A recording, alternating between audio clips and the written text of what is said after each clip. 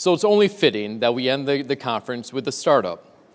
And at this time, I would like to bring up Dimitrios, the CEO of Delian Alliance Industries. This panel will be moderated by the technology journalist, John Biggs. Give him a big round of applause for the last panel of the conference.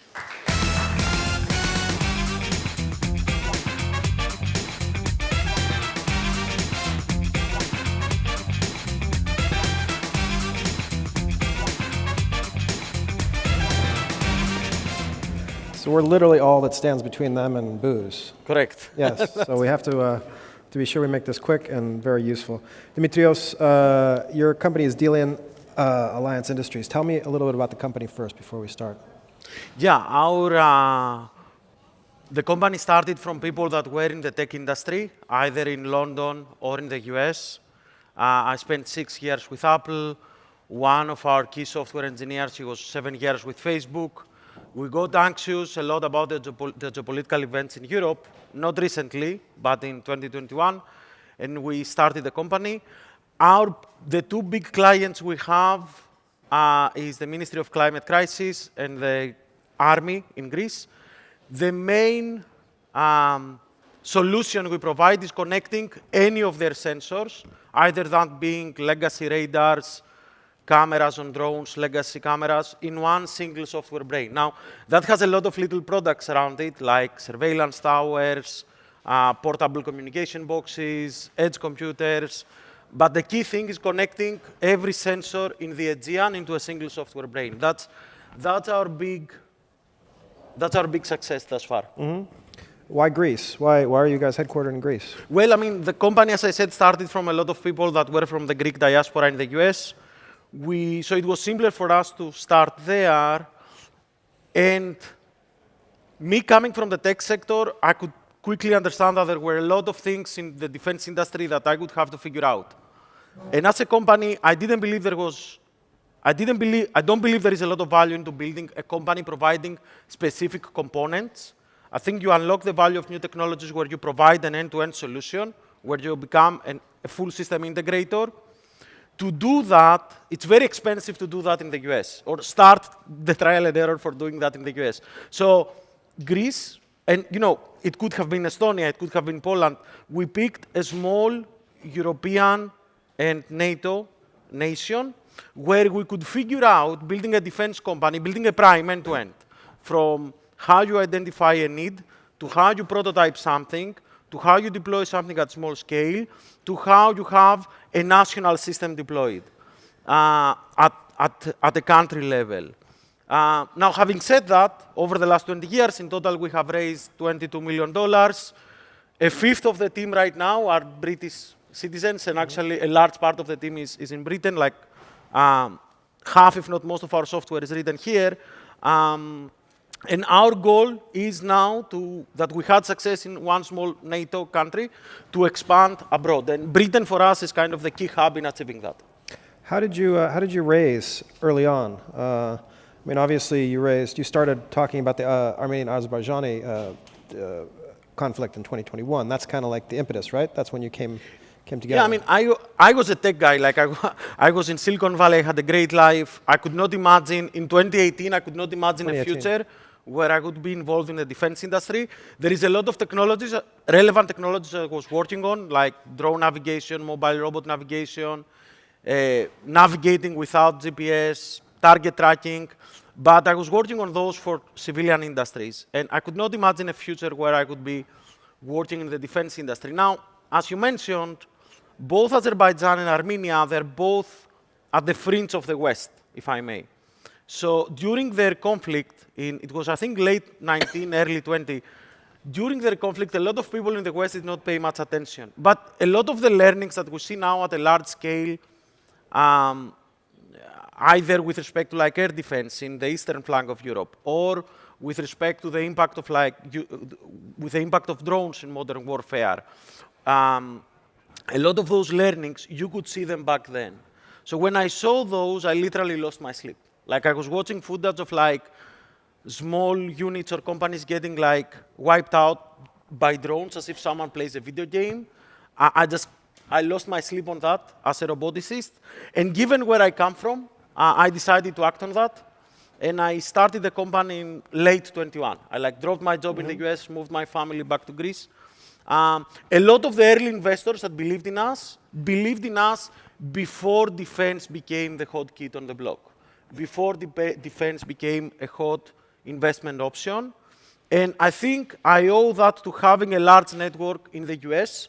So I was able to convince a lot of accomplished engineers from the US to believe in us and support us initially with our initial steps as investors. Sure, I mean, it would sound easy that if you worked at Apple, you probably would have a few contacts. And if you told somebody that you worked at Apple working on autonomous systems. As a roboticist, as an early roboticist, did you have any ethical qualms about going into defense? I used to have, but I think right now any ethical questions are out of the question. Right, from the point that revisionist power, from the point that there are middle powers or large powers right now on the planet that build lethal robots, they call them drones, but effectively they are lethal robots, in an industrial scale, the genie is out of the bottle. So from that point on, having ethical dilemmas on whether it's good to work on the defense industry or not as a technologist, I think those ethical dilemmas are mute. The least ethical choice is to not do anything, especially if you have a lot of expertise in that sector. And you know that you can build countermeasures. Yeah, countermeasures will be weapons, but that's a much more ethical option than having than not doing anything, than having a complete inaction. As a roboticist, I have a strong opinion when it comes to how we field and deploy those technologies. And I think there is a second ethical question in our industry on how we overpromise and how we deliver as an industry as a whole. And I don't think it has to do just with this new wave of defense startups. It has to do also with primes and what they promise to governments. I see a lot of defense companies right now promising full autonomy for weapon systems, like promising a weapon system can be fully autonomous. And me coming from how autonomy is applied on other industries, let's say, for example, self-driving cars, it's very clear there how the automotive industry has not yet been able to have a fully autonomous system. To give you some background on that, when it comes to self-driving cars, there are different levels of autonomy. There is a level 3 car that's similar to most of the cars you have, modern cars, where you can have lane assist, obstacle avoidance. You can have small autonomous features that aid the driver, but the driver is constantly at the wheel. You have level 4 systems that can drive autonomously, but you constantly need to pay attention. That's similar to a Tesla. And you have some level 5 systems, like Waymo, a robotaxi from Google in the US, where the whole experience is autonomous. You can literally sleep on the wheel. But there are certain cases where the car may be teleoperated from a center. The automotive industry and the whole tech industry have spent more than 15 years trying to build level 5 systems. And they still have not managed to do that at large scale. So I think right now, it's wrong to promise full autonomy for weapon systems. The path I see as pragmatic and viable, and I think educating governments, educating policymakers on what is feasible with autonomy and what is not, I think the viable path right now for autonomy is to start with level 3 systems and gradually walk our way up to level 4 systems while maintaining the human in the loop. And that I think should happen both for reasons of dogma and ethics, to keep the human in the loop on a weapon system, but also for practical reasons on what is feasible right now. I think it's feasible right now to have a teleoperated drone that has certain semi-autonomous workflows that can be terminal navigation, that can be platooning a swarm of drones, that can be scanning a particular area. But having a drone you can send for or an autonomous boat, you can send for hundreds of miles and guarantee it's not going to collide with a friendly target, I think that's technically infeasible right now. So this kind of begs the question. It's almost like the $2 trillion war machine, right? So to get to level 5 would require massive amounts of investment. Is there any benefit to doing all this work outside of the defense world? Your goal is to become a prime that exists in Greece. Is there any goal to just go back to Google and make the car that does level 5 and use all of their resources and then maybe feed that back into the system? Yeah. Or is it more valuable to build a defense company? I think, as far as I'm pragmatic when it comes to as an engineer on what is feasible to promise right now and develop right now, I think we are right now we are sitting in front of a giant infrastructure project. And that infrastructure project will involve definitely most Western nations or most nations that want to maintain the current status quo. And that infrastructure project is going to be the revamp of all their air defenses. For many Western nation states, their whole national security dogma, for many of them, their national security dogma relies upon the axiom that they can maintain air superiority. That if they have the state-of-the-art in fighter jets and they have state-of-the-art pilots, they can maintain air superiority and they can guarantee safe air transportation. That's something that has been questioned recently. And I think right now there are going to be more and more events that will reveal that.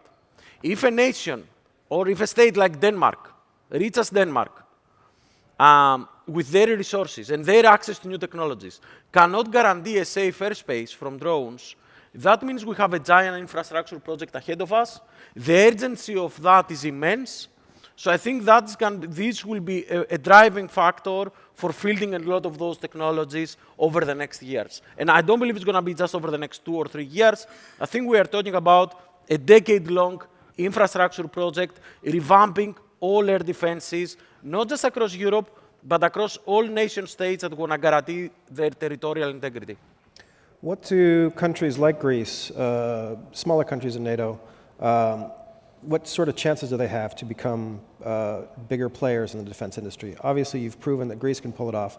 Can we do a Portugal? Can we do it Italy? What can we do there?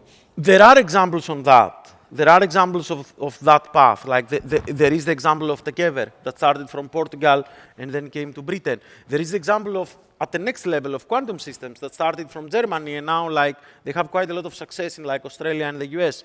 I think what many of the NATO member states, especially on the East, what they have to offer is the fact that many of those member states, for them, preparing for a potential near-peer conflict or conflict with a superior force is not some sci-fi scenario. For example, like for us, like military service is mandatory. And seeing actual exercises, military exercises, it's something that most civilians have been exposed to. And I think there is a bunch of states, if you draw a line from Finland down to Israel, there is a bunch of states that are preparing for a potential conflict with a superior force. And that makes it quite unique, the motivation of engineers in those states to work on such systems. It's different to build a defense system while you live in New Mexico and you build it for a conflict on the other side of the globe. And it's different to build a defense system living in Europe, especially Eastern Europe, when you know the probability, there is a high probability of an actual conflict over the coming years. What do European defense startups need right now? Well, 3 things, and I believe gradually those things are getting achieved. Number 1 is culturally believing, and that mostly has to do with the engineers and the recent graduates from universities, believing that they can compete vis-a-vis with with their American and Chinese peers when it comes to technology. That's number 1. I think it always starts with culture, believing we can build world-class technology, and that the defense tech is not going to be another technological round where Europe will be a second-class citizen. That defense tech is not going to be like telecom or like networks or like social media or like smartphones, all those technological battles where European companies stayed outside. That's number 1. I think this is changing. You see a lot of world-class companies starting out of Europe these days. That's number 1. Number 2 is growth funds. There is a plethora, there are many seed stage funds. When you reach the state, like we have raised in total $22 million. We are very well financed right now, but we are quite ambitious. And I believe at some point we're going to need to raise a much larger round. There are very few European funds that are okay to invest in a defense or a deep tech company at that size and stage. Number 3 is changing the procurement system such that it allows for this new wave of companies to participate. If you go and look at the procurement system in many European nations, it is designed in a way to protect the incumbents. That made sense during peacetime. I don't think it's going to make sense going forward. Excellent. Well, we've hit our time, so Dimitrios, thank you for this. Thank you. Thank you a lot for hosting us. All right, so...